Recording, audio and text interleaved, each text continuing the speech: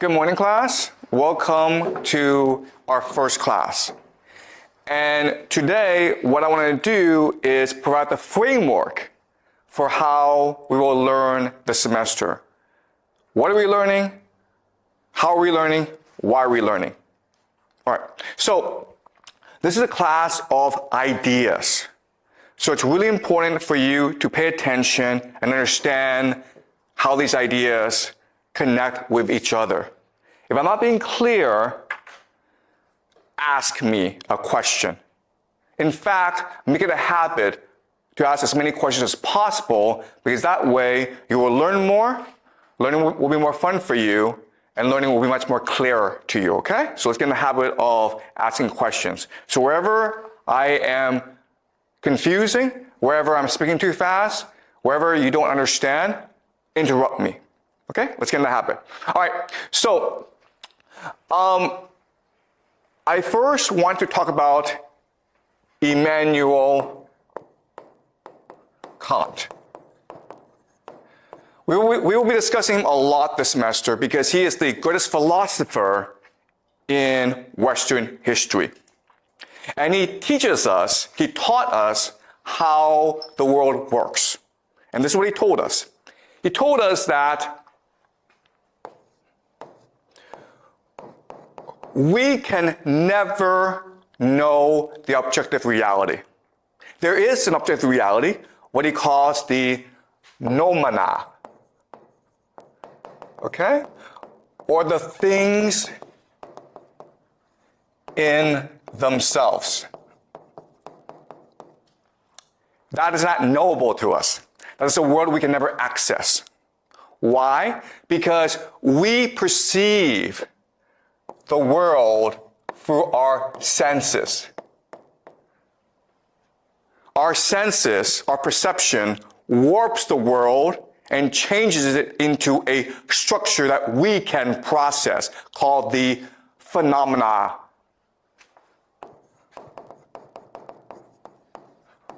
Which are the things that appear to us. Okay, so the example is time and space. Time and space do not exist outside of us. Time and space do not exist in reality. But for us to understand reality, we need to add in time and space. Okay, that's the example. All right? So, how the world works is we perceive the world, we perceive the noumena, and turn it into the phenomena for us to process. In other words, and this is really important, reality is what we imagine it to be. There is no objective reality.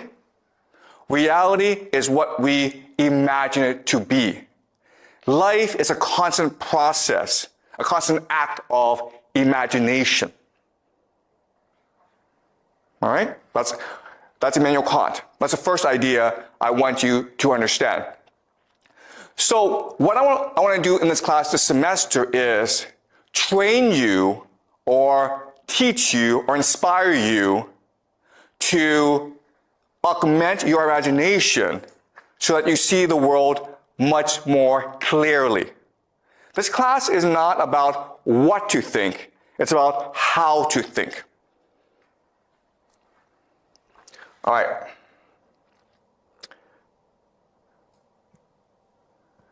All right. So let me explain the structure of the course. So there's past, there's present, and there's future.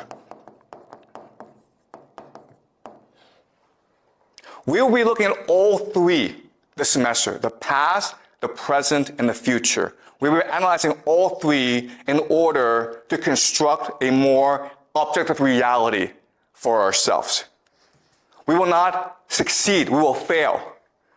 But the process of trying will train our minds to think much more critically about the world. So, let me explain how. In the present, we have geopolitics. We'll be studying geopolitics.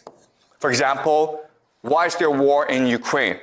Why is there war in the Middle East? what will happen. We'll be studying geopolitics. And we'll try to understand why this is happening. We'll try to formulate an analytical model of geopolitics. Okay, an analytical model.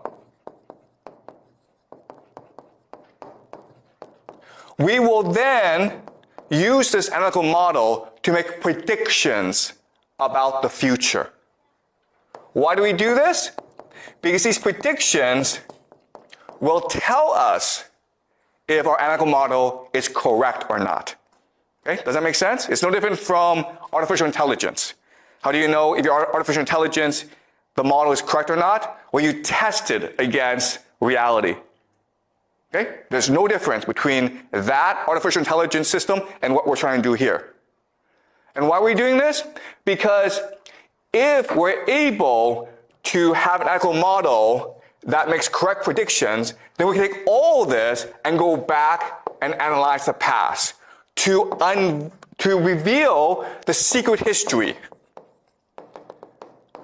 of the world. That is a project we are undertaking this semester to discover for ourselves the secret history of humanity. Because you may not know this, but all the history that you learn in school, all that history that you think you know, it is false. Okay? The history that you know, the history that you believe, it is a system implanted into your brains by powerful people. Okay? So the real question that we're looking at this semester is really, how does power work?